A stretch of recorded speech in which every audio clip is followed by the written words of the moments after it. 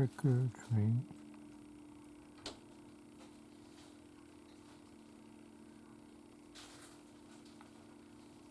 October the 30th, 2022, Monday. No, Sunday, I mean. October 31st is Monday. I'll get it right.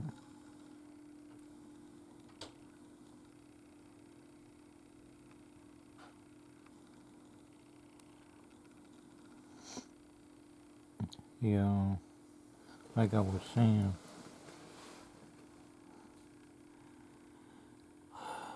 bright lights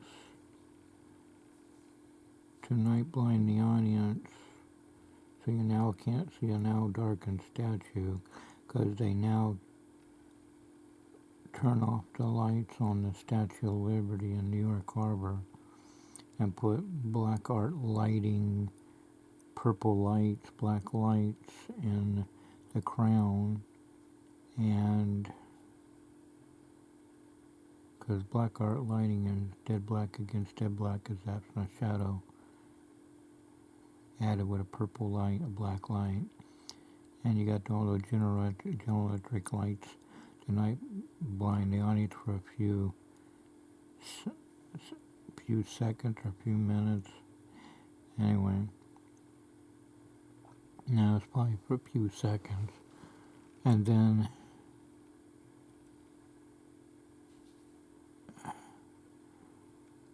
they drop the white sheet, and it doesn't go all the way down because it's hiding reference points, as Trickbusters Copperfield YouTube channel mentions. And I noticed the radar's black rim is doing a sundial effect to see motorized Lazy Susan turntable. The lights, it's either the General Electric lights or the stage lighting showing that the turntable is movement. And Don Wayne Illusion Builder said the way we move things during a rehearsal, our calculation was off. The way we moved things, our calculation was off. And the torch of the arm was still showing, so Copper added more sheeting at the top. And the park ranger mentioned turntable. He made a model of it, of a miniature version of it.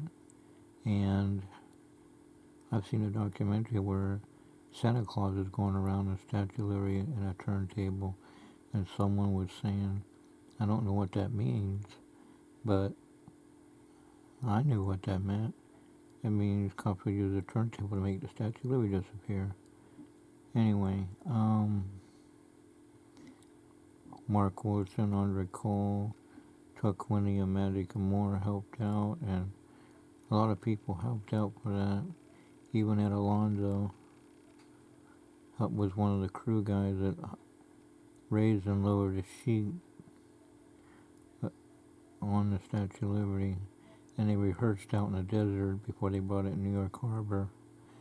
They were practicing making the moon disappear, having an audience reaction before they did it to the Statue of Liberty, and once they knew that was perfect, and even then they knew to put it on New York Harbor. And then the Pan Am helicopter will also do stunt movies and stuff. He said they used silent ball bearings, and he moved the helicopter in time with the turning of the turntable, so when they dropped the sheet, it didn't look like anything was moved when it was. He just kept timed with the turntable, so when they dropped the sheet, the helicopter's still there, and it makes it look like the statue is gone. And they had a duplicate ring of lights with strobe lights and smoke machine and all that stuff, minus the statue. and it wasn't too far from where the original statue was. And the model girls were enough reflected light at 100 yards with 50-cent light bulbs. You can't now see a darkened statue on Polaroid Kodak cameras. And on top of that, Jim Steinmeier, illusion builder, came up with that idea. I'm taking a guess he got the idea from Jasper Maskin, the war illusionist, because he used not a turntable, but he used a different location for the enemy to bomb a fake city at night, and the real city, the lights were turned off, and they had a duplicate fake city set up, and the enemy bombed that, and they thought they blew up the city.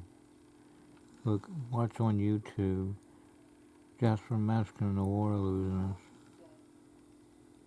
And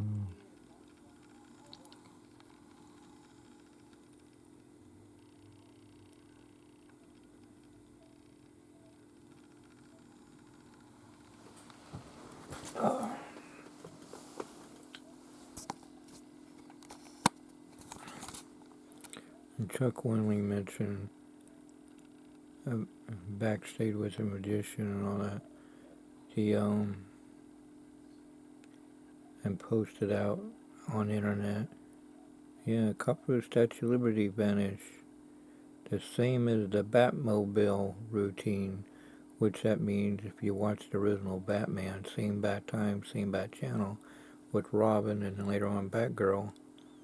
Anyway, then one time it was same Cat time, same Cat channel, because Catwoman saved the day. William Dozier came up with that, and the Biff, Bonk, Zonk, Biff, and all that stuff, all the sound words popping up when the good guys and bad guys are fighting each other. Anyway, the Batmobile was on a turntable, and then they go out in the cave, out of the cave, and go save the day. Oh, you get the idea.